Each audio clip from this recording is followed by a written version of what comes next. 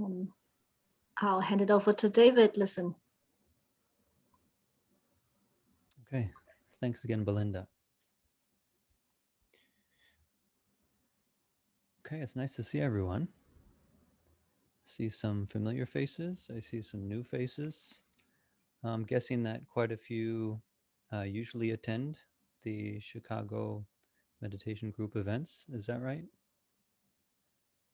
A few of them, yeah? Okay. Yes, a subset of them. Yes. I see a few folks from over on the East Coast here. It's nice to see you all.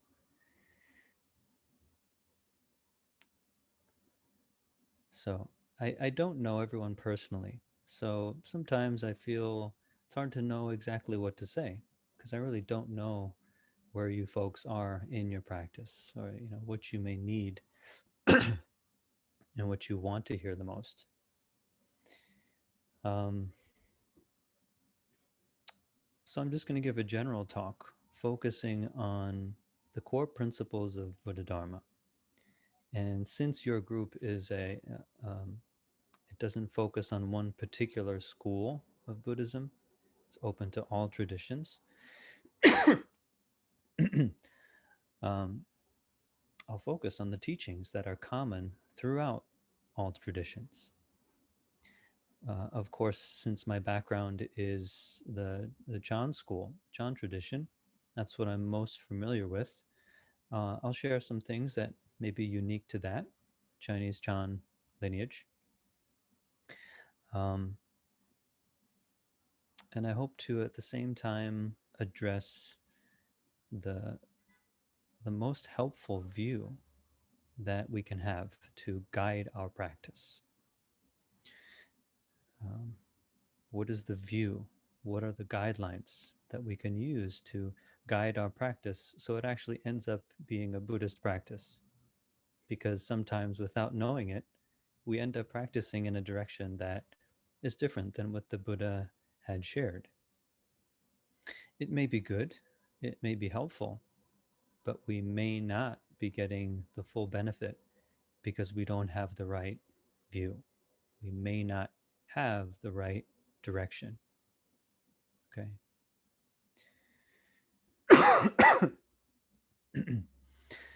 So it's interesting to look at, what are the core principles of Dharma? Use this word Dharma or Dhamma. And the word Dhamma is used not only within the Buddhist tradition, it's used within other Indian traditions, and it has a general meaning of the reality, the truth of things. Could be described as a natural or universal law, the way things are. And um, the Dharma that the Buddha taught in terms of teaching is how to be in accord with the way things are, or how to be in harmony with the way things are. And that's very abstract, but we can think of a concrete example of what it's like to be in harmony with our way, or the law, and what's being out of harmony. So if we just think of humans and how humans walk, how do humans walk? Well, we walk on our 2 feet. We walk on our feet. We use our legs to walk. We don't walk on all four. Some animals walk on all four. Some animals maybe walk sometimes on their hind legs, sometimes on all four. But for humans, now just think, wouldn't it be funny if we were just walking around on all four, like using our hands and feet to walk? Wouldn't that look kind of funny? I just imagine everyone walking on the street on their hands and feet, how that would look with their bums up in the air. Very awkward, very clumsy, kind of silly looking. It's it's more in line with the natural law of our body structure to walk with our feet on our hind legs. It's very fluid, it's very natural, And it's possible that among all living beings that walk, we could outwalk all of them. Possible, because we're so good at walking on our hind legs. So when we're not in harmony with the way things are, it's almost like that. When our mindset, when our view, when our way of being is not in harmony with the way things are, it's almost like that, walking on all fours. It's very clumsy, very problematic. So, the Buddha's teaching, in a way, is how to walk upright, how to walk harmoniously, how to live upright, live harmoniously. So, the Buddha Dharma is what we'll talk about today. We won't talk about the Dharma of other traditions. And as I mentioned, the tradition that I'm most familiar with is the Chan teachings, which is also part of the Buddha's Dharma. The Chan tradition just focuses on a particular aspect more often than others. And actually, in case you didn't know, the Chan, or which eventually became the Zen tradition, um, it makes use of the whole corpus of the Buddha's teachings. It's just that it evolved in China in a very unique way, which adapted some of uh, the ideas or the language of Taoism. For example, using the term the way or the Tao. We'll often hear that within Chan literature. Uh, the Chan school often was also influenced by Confucian teaching. Just in general, that Confucian teaching is emphasized on being in society, being in the community, helping people to have a harmonious society. So the Chan tradition uh, is a tradition that uh, is also engaged and emphasizes practice in daily life, practice in the community, in society. And so some of the methods and some of the teachings emphasize that more so than some other traditions. But then again, if we just look at modern Buddhism, um, most all traditions realize that we have to approach it in a way that helps us engage our daily life. Otherwise, we won't be able to reach most people.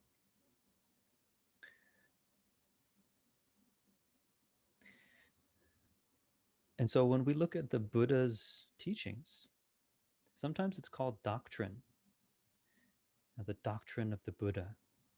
I don't know how you feel about that. That word doctrine, to me, it's a bit rigid. It almost sounds like it implies that the Buddha set up a whole system of theory. But it wasn't like that. The Buddha's teachings are not a doctrine that we're just told to believe in, to accept, and then just listen to, adhere to. If we look at the core teachings of the Buddha, which I'll go through, the core teachings are actually designed to help us let go of any attachment to some form of doctrine. The people that the Buddha was teaching to at that time was a, a vast range of people, from farmers to ordinary folks, um, to merchants, to um, government officials, to kings and queens, royalty, as well as to scholars or spiritual practitioners, people who dedicated their lives to living simply, purely, and developing their mind. And the core of the Buddha's teachings was to help people to let go of their own doctrines, whichever those things may be. Scholars had scholarly doctrine. Farmers had their own doctrine. They didn't necessarily have an intellectual system, but ordinary folks, like we have our own doctrine, so to speak. We have our own opinions, very strong opinions or beliefs. Uh, People of the Buddha's time had their own religious belief, kind of folk religion, which had a doctrine or beliefs that were passed down from generation to generation. Um, but it seems that the spiritual practitioners, uh, although they were the people focusing on transcendence of ordinary life and ordinary suffering, sometimes the more spiritual folks were the people who were the most attached or the most stubborn about their beliefs. Um, and we don't have time to go into the history of that, but we could see that people in powerful positions, even within religions and spiritual traditions, they used their authority, they used their doctrine to manipulate other people in society who would listen to them. The Buddha's teaching was to address the problem of clinging to ideas and doctrine, whether it's a formal doctrine or informal belief. Letting go of doctrine, letting go of idea was the Buddha's core teaching. Um, Before we get into that, the practice side. What is the practice? Because today's talk is to apply the Buddha's teachings, core principles to practice. Practice, which I think most everybody knows in the Buddhist tradition, has three aspects: precepts, meditation or concentration, and wisdom. And the precepts are our basic ethical guidelines. How do we live our life and engage with other people in a way which reduces harm? What's the basic way that we can live harmoniously in a healthy way and reduce the amount of harm? Well, the Buddha, uh, over time, established some ethical guidelines. And then for meditation, within the Buddhist tradition, there are many ways to cultivate the mind or to develop mental stability or samadhi. Generally speaking, samadhi can be referred to mental stability. In a more specific context, samadhi can be referred to meditative concentration, levels or degrees of concentration. So within the Buddhist tradition, we have a vast variety of methods. If we look at the Nikayas or the Agamas, the sutras or the discourses of the Buddha used most in the Theravada tradition, the method of practice is focused on the four foundations of mindfulness. Four foundations of mindfulness, or the Sinian Zhu, whether that's in the context of sitting, walking, or daily life. There's a way to apply mindfulness to all of our situations. I'm sure you've also encountered methods that emphasize compassion, how to develop compassion, or how to deal with anger. There are specific methods to do that. And then within the Chan tradition, Zen tradition, there are methods like silent illumination, or Mo Zhao in Chinese. Silent illumination, there's another method called Hua Tou.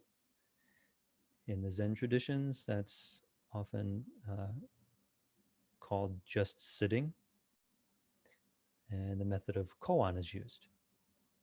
The Tibetan tradition also has methods of sitting meditation that are quite similar to silent illumination, from what I hear, but I don't have personal experience studying within the Tibetan tradition.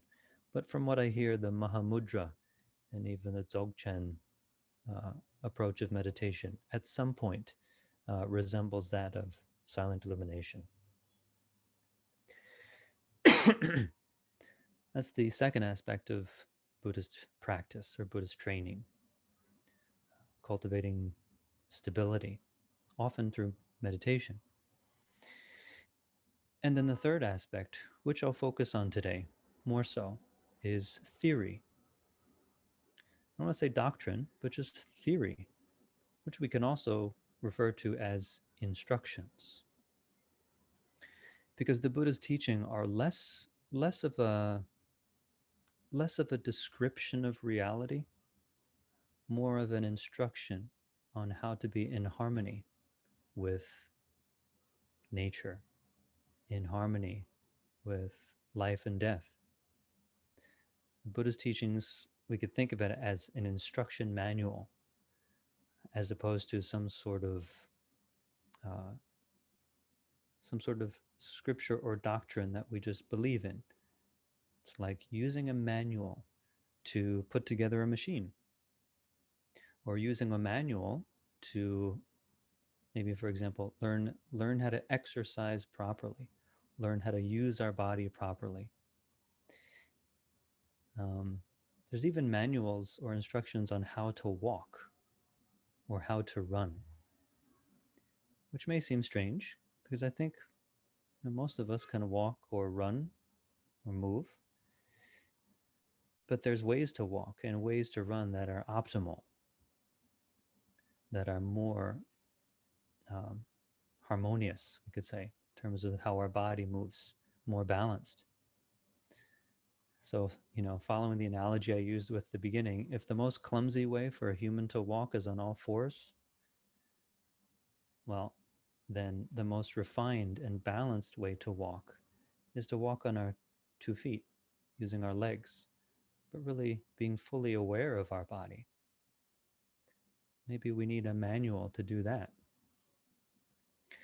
So the Buddha's manual or the Buddha's instructions refer to how to see our life, how to see the world in a way which reduces and eventually relieves us of suffering, of our psychological pain. Buddha Dharma is a manual to learn how to deal with our pain, our psychological pains, anxiety, stress, all of that, and how to go beyond that.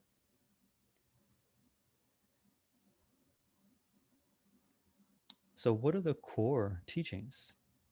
What are the most core principles to be found in the Buddha's manual for living? I'm sure most everyone has heard of these things, have heard of these principles, but I'd like to explore them deeply and explore how we can misunderstand them. These principles are often referred to as the 3 seals, the 3 Dharma seals, San Fa Yin.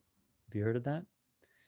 Or sometimes they're referred to as the 3 characteristics of all things. It's another way to translate that.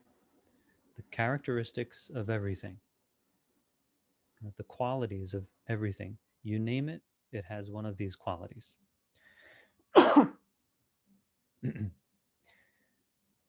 These 3 qualities are 1, impermanence; 2, selflessness; and 3, nirvana. Sometimes you may see the third one as actually emptiness. Let's stay with nirvana for now, or nibbana. And just let's look at the language, these 3 terms. It's very interesting. These 3 terms are all a way to negate doctrine or to negate our attachment to ideas. The first one, impermanence, or not permanent. Chinese is wu chang. It's actually negating permanence. Why did the Buddha bring up this term?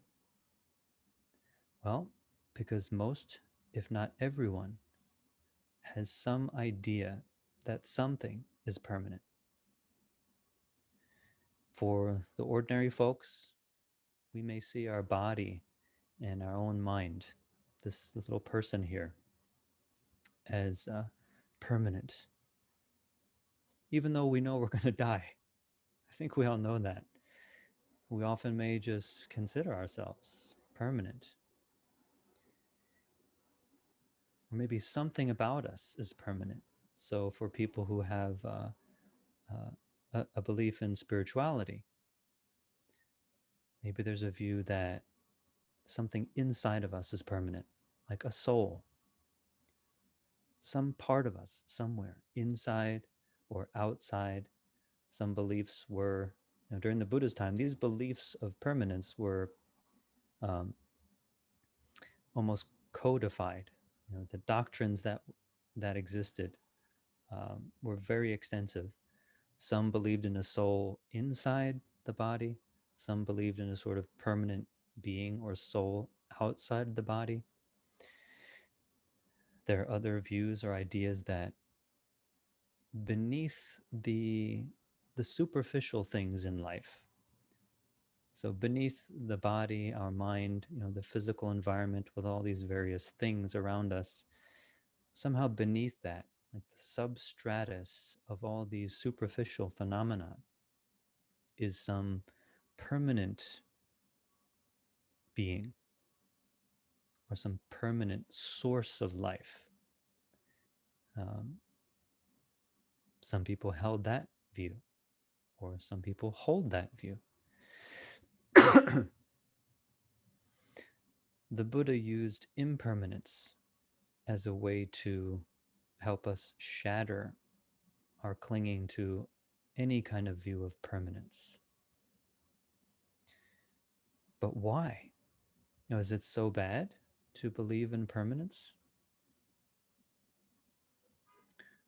Well, maybe it's easier to see that if we think that our body is permanent or hope that our body is permanent, we're going to suffer a lot because our body is changing quite a bit. For those of us who see more wrinkles every day, it's very obvious that the body is changing and not so reliable. So our body and our appearance, that's like obviously impermanent for the most part. Our life, we know that our body is not going to be around forever. So maybe we don't rely on the body so much, although we cherish it a lot. We think about our bodies a lot. And even though we know that we're going to die one day, even though we know that it's impossible to keep our body from changing, maybe we invest a lot of energy, a lot of thought, and maybe even a lot of money into preventing our body from changing. I saw a few pictures last night. A friend showed me pictures of a person who had gone to great lengths to prevent their body from changing, and they got all kinds of plastic surgery. And the more surgery they got, I don't know, maybe they thought they looked better, and it's subjective, but to me, they looked less and less, less and less human actually, because the plastic surgery distorted the person's features. In the end, the person's features looked very distorted. They almost looked like, if you've ever seen a caricature, a drawing in pencil that's intentionally exaggerating a person's features, like the lips are, enormous and the eyes are huge, like a cartoon. The result of all of that extensive plastic surgery eventually distorted their features so much that they were unrecognizable from the person they were before that. They spent a lot of energy, effort, and a lot of their mind A lot of their thoughts were dwelling and struggling with their body. That's an extreme example, but I think it's safe to say most, if not all of us, are not happy with some part of our body, really wish it was different, or try to change it, or try to keep it from uh, decaying or deforming if we like our bodily form.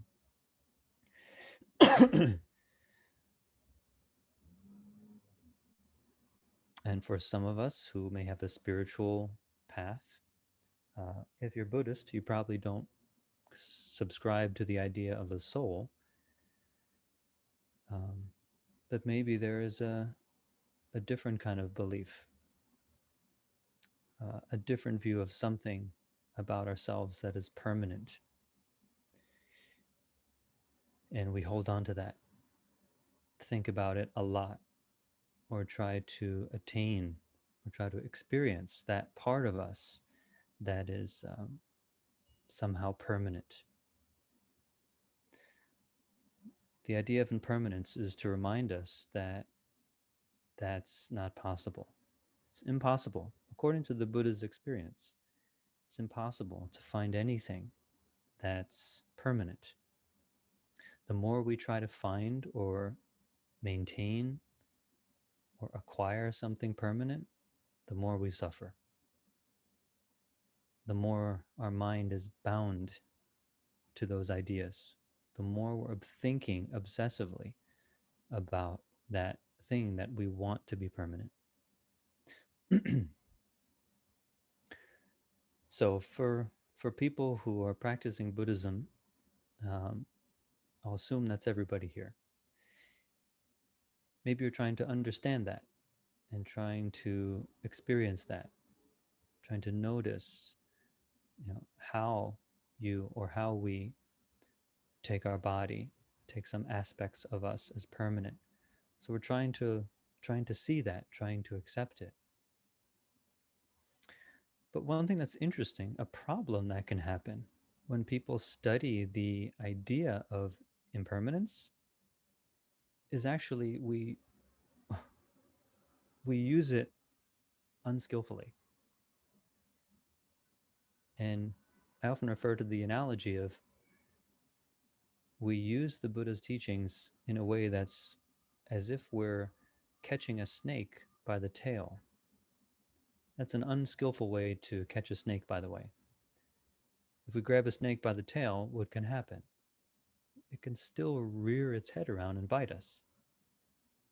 The skillful way to catch a snake is to use a two-pronged stick to pin it down at the neck. Then you can grab it by the neck and handle it skillfully. Put it in a bag, set it free. Um, Sometimes we approach the Buddha's teachings just like that. We're bitten by the snake because we approach it unskillfully. So, for example, I don't know if you've ever noticed um, some Buddhist folks, or even people who are not Buddhist, the idea of impermanence for them is kind of like things are only impermanent when something tragic happens.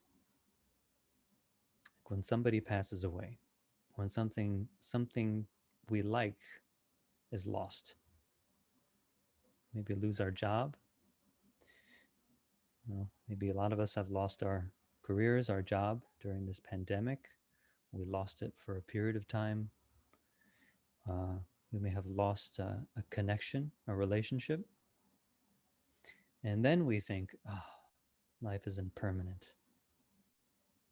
When we have those things, we may feel like everything is great. Everything is permanent, stable. I got a good job. I got a good relationship. Got money. It's all good. It feels pretty solid and stable. But then when we notice something is lost, then we say, ah, that's impermanence. I've lost it. It seems at those times we've actually forgotten about impermanence for most of the time and only remember it and think of it as a tragic thing. What can happen is then some people tend to be very pessimistic after studying the Buddha's teachings and hearing about impermanence. I knew of one fellow who he said life is meaningless to him. After he understood impermanence, he said life is meaningless. Why? He said, well, everything changes. We can't even keep or acquire anything. So even if we earn money, we're eventually going to have to spend it, lose it. Even if we have a relationship, we're eventually going to have to separate. Either we'll break up, or they'll die, or we'll die eventually. So he felt, life is just meaningless. Nothing is worth doing. Have you encountered anyone with that kind of mindset, or have you ever felt that before? You're like, it's impermanent anyway, just whatever. That's a kind of pessimism which causes us to have a very um, negative mindset and negative, painful emotion. It's actually a depressed state of mind, pessimism. It's like, whatever. Yeah, people live, people die. Everything's impermanent. Um, I know people who felt very sad, depressed most of the time because they had this idea of impermanence always in their mind, and it seemed to take the meaning out of things. That's actually the opposite of the intention of the Buddha in talking about impermanence. The purpose of impermanence is to let go of impermanence. It's not then to dwell on the idea of impermanence. It's to let go of the idea that things will always be the same, or that we can somehow eventually get something to stay the same. If we skillfully use the idea of impermanence to let go of impermanence, what we end up with is a mind that's clear, free from thinking that things are permanent and dwelling on things. And we can more clearly see just the natural change, the natural flow of things in our life. Yes, we age, but it's not so terrible if we can just accept that the body's changing. If we're not fixated on the idea that the body has to look a certain way, then its change won't bother us. If we understand that relationships change, if we understand that through the process of a relationship, the emotions of both people will change. Kind of like in the beginning, it may be, if it's a romantic relationship, maybe the falling in love period. Actually, it doesn't have to be romantic. I don't know if you've noticed, this may apply to all relationships, even friendships. First meet someone, it's a period of being infatuated or very much liking the person. So the emotions have a certain tone to them. There's a lot of excitement. After being friends for a while, the excitement kind of settles down. People get familiar with each other, get used to each other. Maybe after some time, when we get close to someone, we get less polite, less and less polite, less and less thoughtful, and we less and less filtered. We kind of just say what comes to our mind, even if it's really nasty. That's another stage in the evolution of a relationship. Maybe it changes further and we realize that, well, actually just being spontaneously nasty, it's not the best way to get along with somebody. So let's actually be more aware of ourselves. Maybe the people mature through the relationship and are more considerate of how the person feels, and so on and so on. Seeing the impermanence of relationship, it's not a depressing thing at all. It's quite amazing. And if we're free from thinking that it should be the same, then we're actually more able to adapt as our relationships change. We're more willing to allow change and not struggle as the relationship with each person in our life changes. So actually, impermanence, helping us let go of permanence, impermanence, helps us to appreciate the change of life, to be at peace with it, and even see it as something quite wonderful, quite joyful. That's the first characteristic, the first of the Dharma seals, impermanence. The second is what? Selflessness, right? Sometimes referred to as no self or not self.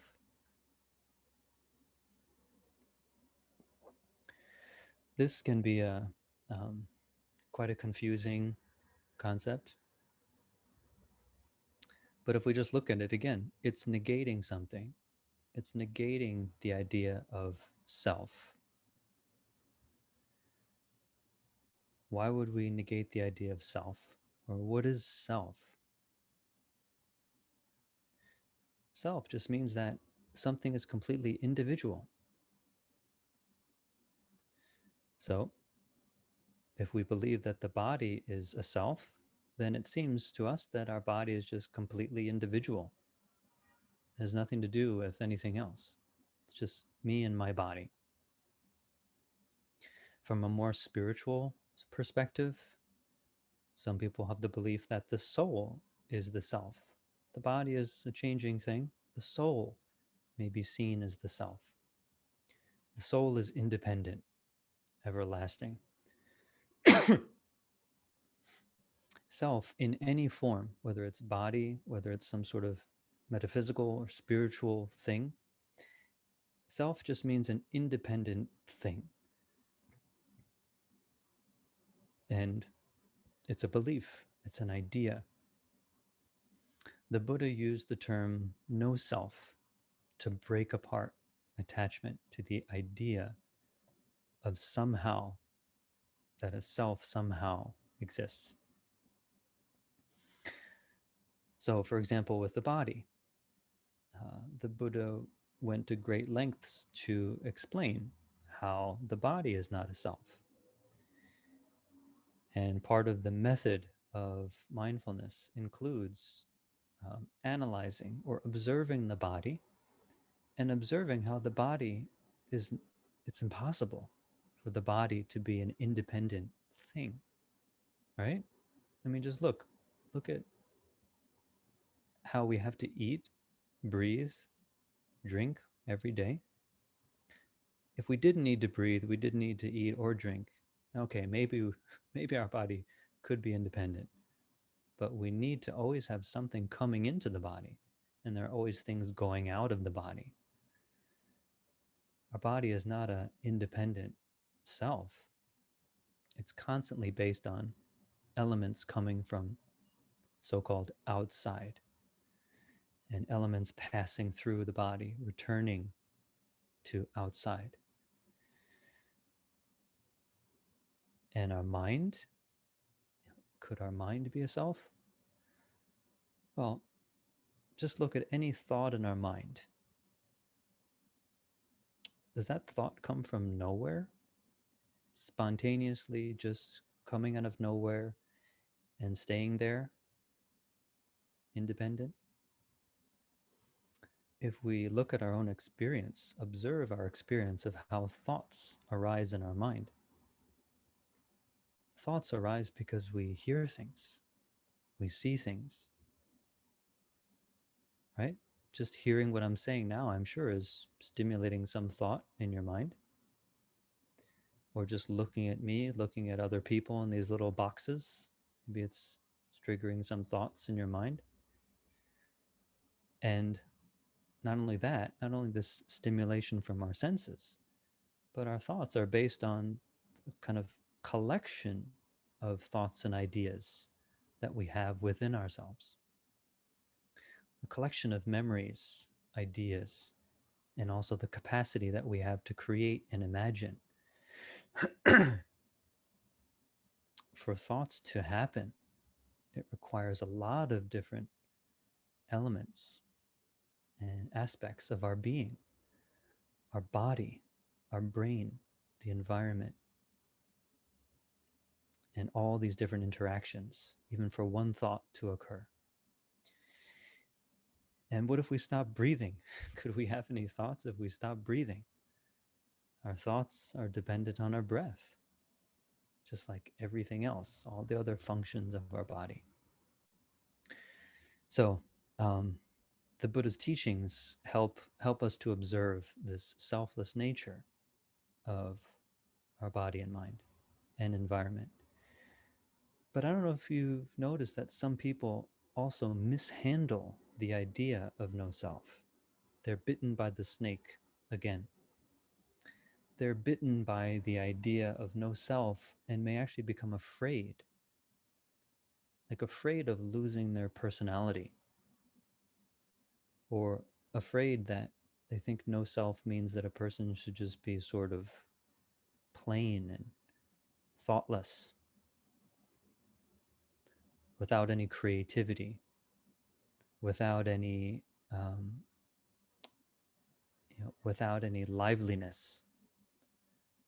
I don't know, the idea of no self, what kind of image does that stir in your mind? Is the selfless person just sort of like deadpan and sort of very boring, just no expression, no thinking, just kind of blah,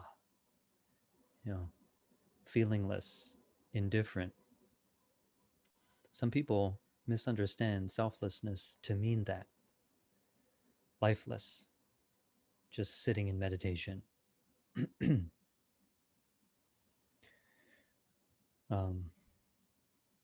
Some other people have this other extreme idea that since everything is selfless, since I have no self, then I have no responsibilities.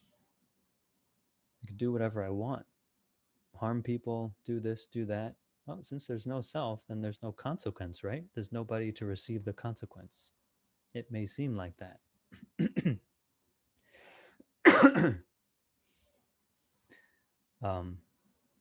Although the Buddha talked about selflessness, he also talked about causes and consequence, causes and effects still happening. If there's a behavior, if we do something, if we do something harmful, for example, there's going to be some kind of consequence. For example, if we talk in a way which bothers a lot of people, or if we speak in a way which, in a way, attacks other people, causes them to feel unsafe, there's eventually going to be a consequence. Whether it's immediate, maybe somebody will get really irritated and just yell, or maybe it will take time. Maybe after time, after the way that we speak to people, respond to people, maybe after time, enough people have an impression of us that they think we're not very compassionate at all, and they keep away from us. They don't want to be near us. Maybe if we misunderstand enough of the Buddha's teachings, we become very unpleasant. And they think, geez, I don't know if I want to be a Buddhist. David's pretty weird. He's sort of, I don't know, indifferent all the time and just like nasty. He just kind of says whatever. Pessimistic about everything. What's the character from Saturday Night Live who's always like really pessimistic and kills all the parties? I forget her name. Everyone's having a great time, and like she kills it, kills the party. The consequence of living that way, engaging with people in that way, is that after a while people won't want to be near us. They may not want to approach Buddhism. So there is a consequence. Although we're a different person every day, the consequence is that people recognize us as being an unpleasant person. And another internal consequence is that our habit, our way of being, continues to be painful, continues to be uncomfortable for ourselves and others. So, the purpose of this idea of selflessness is to let go of the idea of self, whether it's attaching to our body, attaching to our personality, attaching to an idea of a soul. It's just to let go of those ideas so that we actually become a more flexible person. We're less rigid in the way we see things. We're even less rigid in the way we live. We're more willing to make changes. We're more willing to adjust, for example, how we interact with people. That's selflessness. And we also appreciate others even more because we know that so much of ourself, so much of what we call self, our body and our mind, depends on the well-being of others. We start to appreciate that. We start to appreciate these relationships, these intertwined lives that we all have. And it also encourages responsibility. It doesn't encourage irresponsibility. It encourages responsibility. Now there was a story from the Buddha's time. I don't know if you heard of, there was this murderer who eventually studied with the Buddha. He was a murderer who, it's a long story, but eventually he was just chasing and killing people. And he would take a trophy from every person. And I think he would even hang either a tooth or a piece of their finger around his neck. So he had a necklace of the bones of the people that he would kill. Everybody knew about this person and they feared him. He was a very well-trained killer. They were afraid of him. Eventually, he followed or learned from the Buddha, and he was able to transform himself. He became a monastic, he became a monk. Not only that, he was able to free himself from his own attachments to permanence and to self. He was able to free his mind from pain and from conflict. And he became a very peaceful, warm, and loving person. And for some of the people that knew him, they really appreciated this new person that he became. He was a killer who became a wonderfully compassionate and wise person. But actually, what happened is that this person, I think the name was Angulimala. He was eventually stoned to death. Did you hear that story? He was stoned by the village people. Because although he had become a monk and he was wearing garbs now, he no longer wore the necklace of bones. He looked different. His whole appearance was different. But some people recognized him as the killer, and they had a terrible sense of vengeance within them, and they stoned him to death. They killed him. There was still a consequence there. And the Buddha's encouragement was something like, just take it. You got to take it. It's the consequence of your previous actions. The former self of Angulimala, the self that he was when he was a murderer, that person has changed, but the consequence of that behavior still happened. People were threatened by him still, had vengeance. But did he hate them for that? Did he become angry and vengeant himself as he was being stoned? Oh, we could never know. But if he really had that deep experience in practice, as the story says, his mind would be at peace. He'd be able to accept those consequences. That is selflessness. That is the experience of selflessness, which is nirvana, the third seal or the third characteristic. that if a person can realize impermanence and realize selflessness, nirvana, which actually means blowing out, kind of like blowing out a flame or blowing out or extinguishing the fire, kind of this fire of pain that we have within ourselves, the fire of conflict. When that goes out, that experience is liberating. Nirvana means the freedom of our mind from the fires kind of burning of our psychological ailments. But sometimes Buddhist practitioners can get caught. Again, they can be bitten by the third snake, um, the idea of nirvana. And in the Chan and Zen tradition, in particular, this tradition talks a lot about enlightenment, a lot about nirvana, and uses a term called seeing the nature. Chinese is jianxing. Have you heard that? Seeing the nature.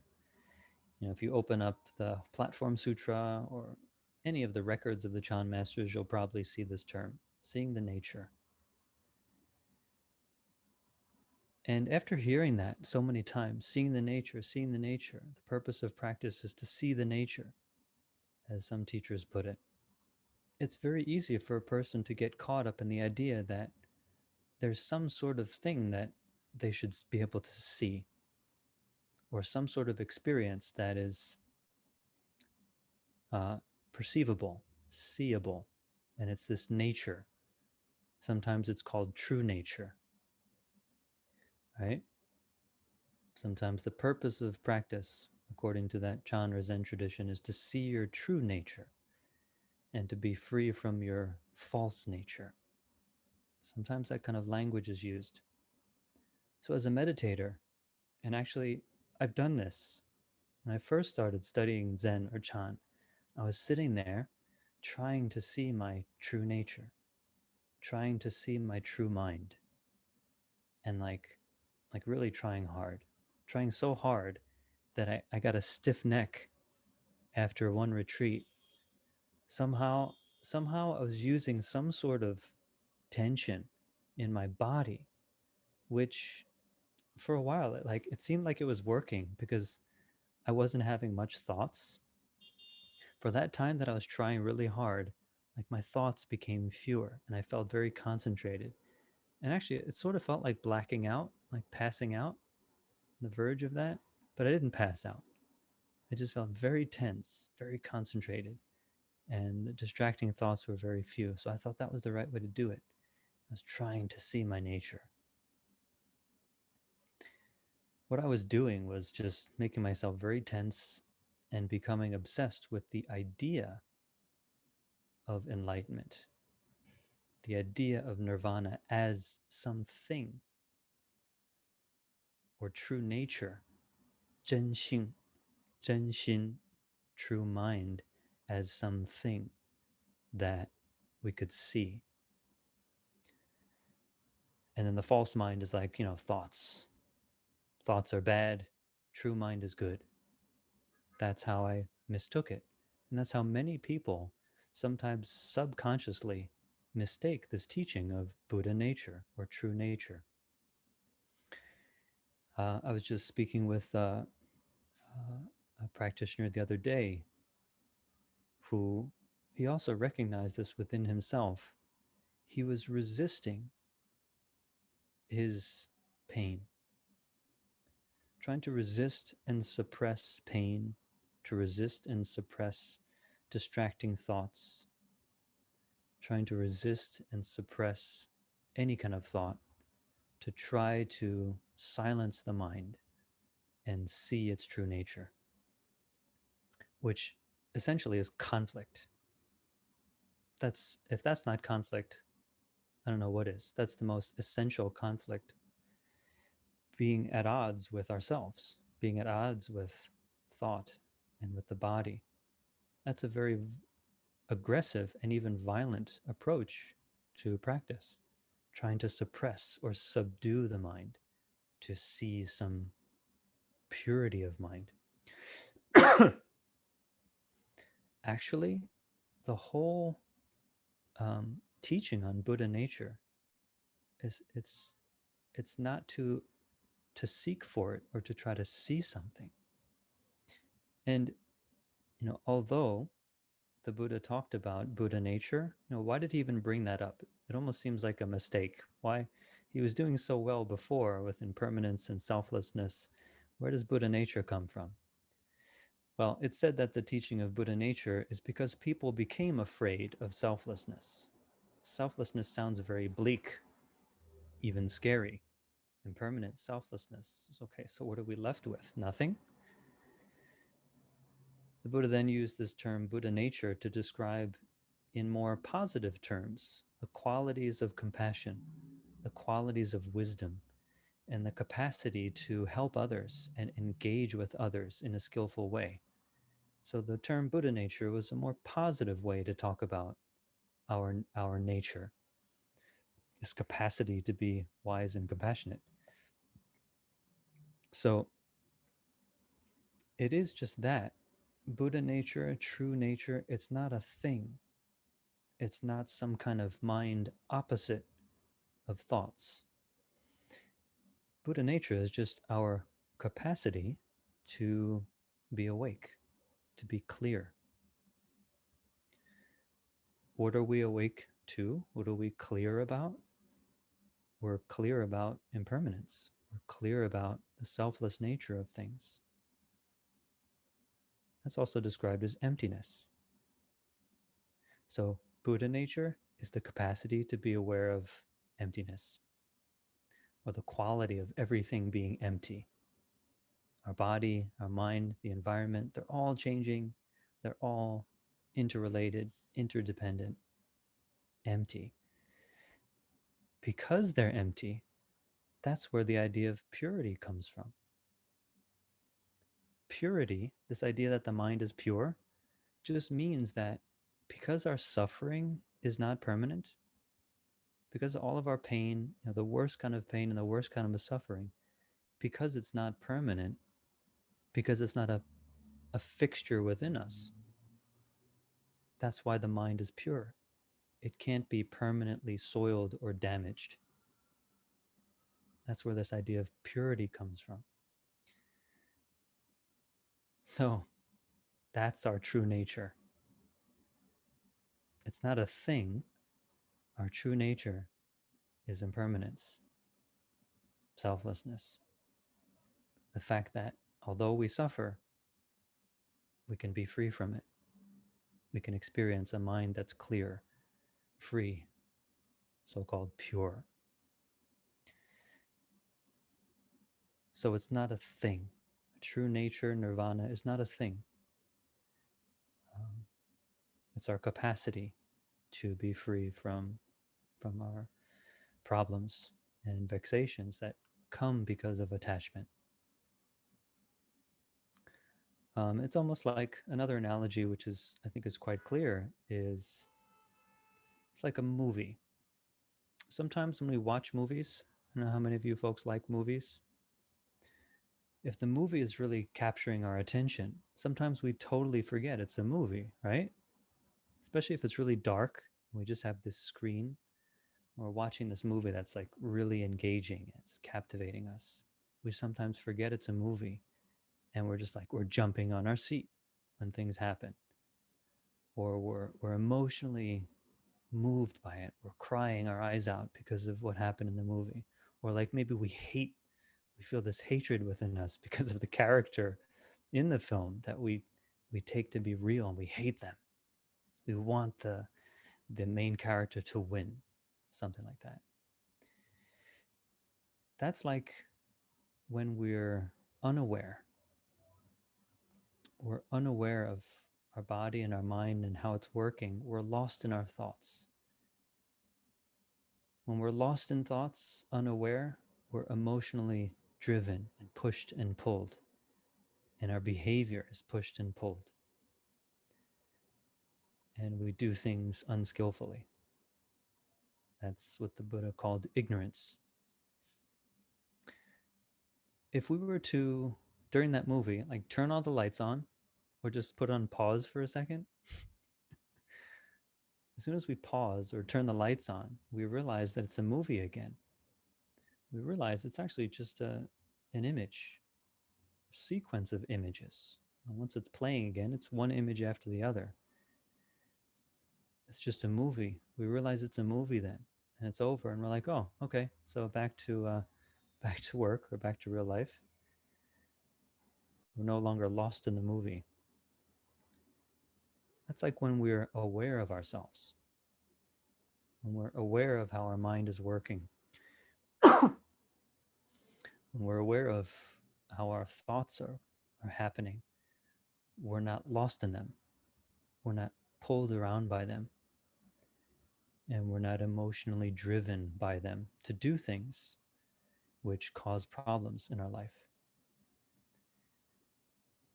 We all have that capacity. That's what the Buddha referred to as nirvana, or as our true nature. This capacity to be very wakeful so that we can understand our mind, understand our body, our mind, and how it works, how we engage with others. When we're wakeful, when we're aware, we can be skillful. We can be, as the Buddha used the terms, wise, freer or free from all of our problems, and compassionate, skillful in engaging with people. So that's the third seal, the third quality of things, quality of ourselves. So to summarize, the core teachings of the Buddha, they're not a doctrine to just believe in, but they're ideas to help us let go of our attachment to permanence, let go of ideas of ourself, let go of ideas of some sort of spiritual purity, and to actually be aware and to be mindful in our daily lives, to experience this and to be clear, to be wakeful.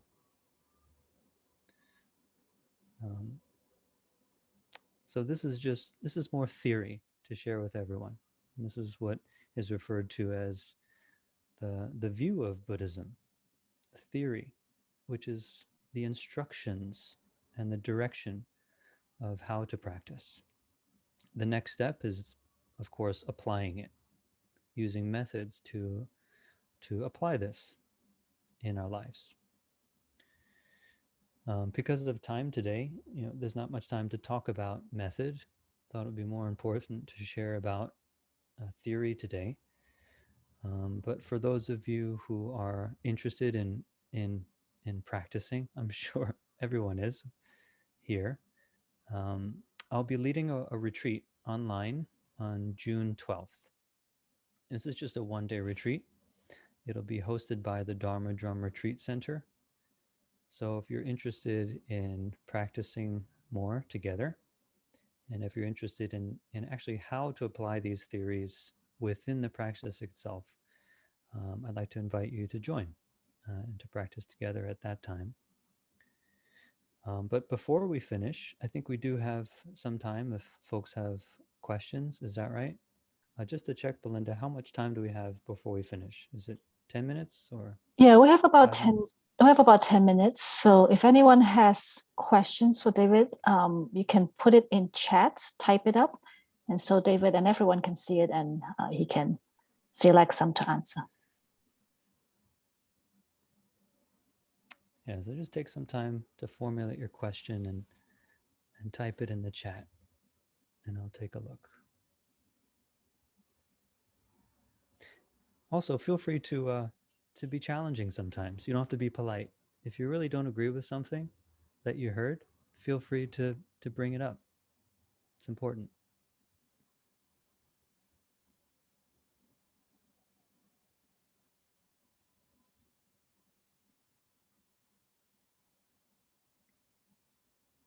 I also just pasted in the chat the one-day retreat that David mentioned on June 12th. Okay. So someone asked a question, how do you use your practice with your patients? Could I ask Karen to clarify? What do you mean by that in terms of with my patients? In terms of mental health counseling? Yeah, I was very interested that you worked with people with mental illness, and I wasn't sure if you taught them meditation or anything like that. I work with seniors, and I teach them meditation in the Alzheimer's unit and the higher functioning ones. And I was just curious about how you applied your practice to, if at all, with those that had mental illness. Yeah. Okay, great. That's a great question, especially for people doing work with others in that more kind of clinical setting. I won't go too much into detail, but firstly, I definitely won't use an approach like today. Like I won't, give a lecture on what the Buddha said, especially since most of the patients or we call them participants that I work with at the clinic, they're not Buddhist and they don't want to hear a lecture. And it just doesn't work, if I just explain something. But oftentimes I just try to point out um, their view of things and try to gently challenge their view of if they believe that something is permanent or that should be permanent or should be the same and they're struggling with that, just try to kind of explore together. Oh, well, is this supposed to be the same? Right? Were you expecting your body not to change? Or were you expecting your relationship with so and so to always be the same? Is it bad that they're a different person now? Kind of gently redirect. And in terms of counseling, this is a kind of cognitive therapy, right? Working with concepts, helping a person adjust their concepts. So Buddhism is actually, it has its own cognitive therapy, helping a person adjust from a conceptual view that's just rigid and focused on permanence and individuality to a more looser way of seeing things as changing, fluid, and also uh, relationships, seeing relationships. So I'll try to kind of guide a person in that way, very informally, in the context of conversation, um, seeing things in that way. Thanks, Karen.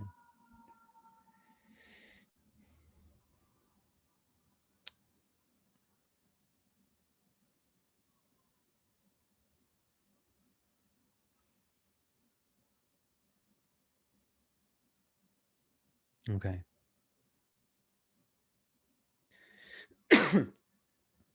When we are meditating, what is the experience of no self? It's a good question. Maybe we can make it broader, just in the context of lived experience. What is the experience of selflessness? This is almost a trap because it's attempting to explain something that shouldn't be just imagined or thought of. It is an experience. But if I were to make it concrete in terms of language, the experience of selflessness is when the mind no longer has this obsessive, constant activity of thought.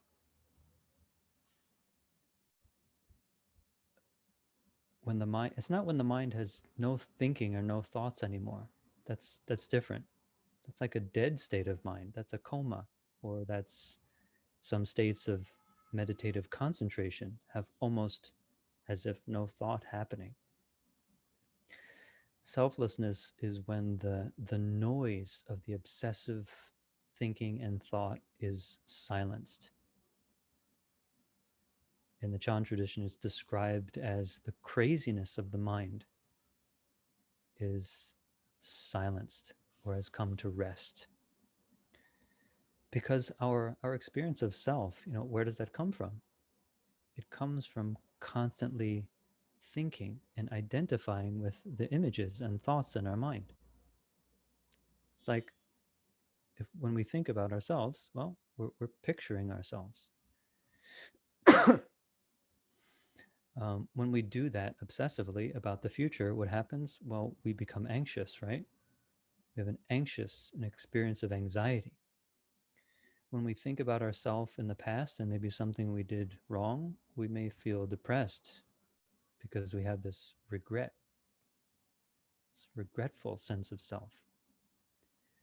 If we're not really anxious about the future, not really worried about what happened in the past, does that mean we're selfless? No, because most likely our mind is just producing noise. Even if we're not actively thinking about ourselves, do you ever have the experience of when you feel really good, feel really relaxed, maybe you had a good meditation and you start to move around and do some things and you just start humming music, thinking of a song you like, or just randomly kind of following this thought train. The mind is almost always conjuring up images of self, holding on to the images, sounds of thought as ourself.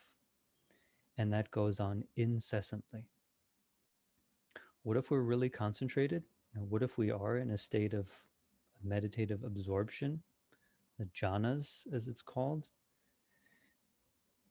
There's still this constant activity of thought. It's very subtle. It's not coarse with lots of images and sounds, but it's this subtle noise. You could think of it as like a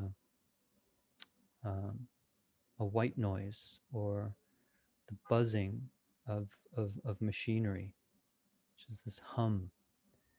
It's the mind constantly clinging to a feeling of self. That's how our experience of self is produced. So when that process stops, when the noise of incessant thought ceases, and there's true silence, that is selflessness. Does it mean we can't think? No, we could think. Otherwise, if the Buddha was selfless, how could he give any Dharma talks? How could he communicate? The still thinking and even imagining can be done, but it's no longer obsessive. It's no longer a problem. There's thinking, and then it's done. There's planning, and then it's done. There's remembering, and it's done. There's no longer this constant process of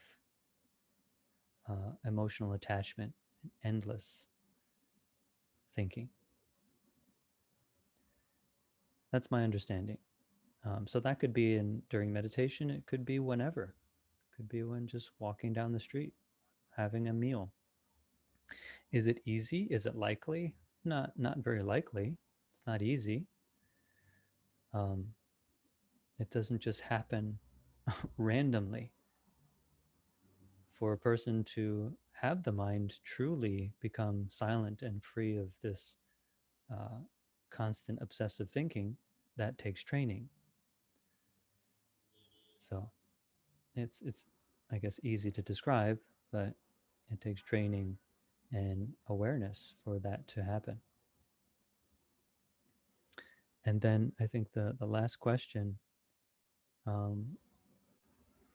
just making sure we have time. The last question is, it seems that when discussing no self, community is not mentioned, often not mentioned, even though the importance of Sangha, community, is mentioned. Yeah, I don't know. I mean, maybe it's true that community is not often talked about. I don't know. I guess it depends who's talking. But selflessness, as I mentioned earlier, means that everything about us depends on others. I mean, the capacity that we have to practice, all the methods that we've learned, all these ideas that we've learned about Buddhism and practice, did they just come from ourselves? Right? Of course not. Thanks to teachers and our friends on the path. Sometimes thanks to people who are not Buddhist. Sometimes thanks to random events that we have certain insights. And definitely, thanks to community that we're often reminded to practice. So I think thanks, Jenny, for bringing that up, that practice can be really hard, especially when a lot of people are not doing it. It can be lonely, can be a lonely thing when folks are just thinking about themselves, not worried about hurting other folks. It can rub off on us. So to be around other people who are trying to apply these principles and live in a wholesome, compassionate way, that's really important. So, I mean, on that note, thank you for being the community to give me the chance to share and remind myself as well of these principles. Hopefully it was useful today, and it was definitely useful being invited by you. So I have time myself to reflect on this and time to sit with you. So thanks, everyone. Thank you so much, David. This has been wonderful. So grateful for your teaching and presence today. And the fundamental Dharma teachings, sometimes, we call them basic teachings. I think that's a misnomer, is actually very profound. But your teaching today really helped us, help bring that to life for us, to anchor them on daily application. It's also cautionary on how not to misunderstanding them and being bitten by the snake. So those are really helpful.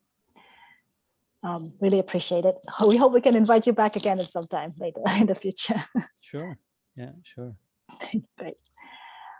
So before we wrap up, I also want to thank everyone to be here today. Like David said, and like Jenny's question, practice community is so crucial. We support each other and we really encourage each other, and we help each other reflect on teachings. And so thank you so much. Just a reminder that our group, the Chicago Buddhist Meditation Group, meets every Saturday at the same time.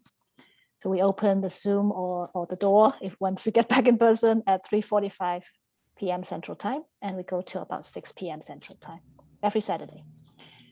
I'll now put into chat our contact information, like website and email address. So feel free to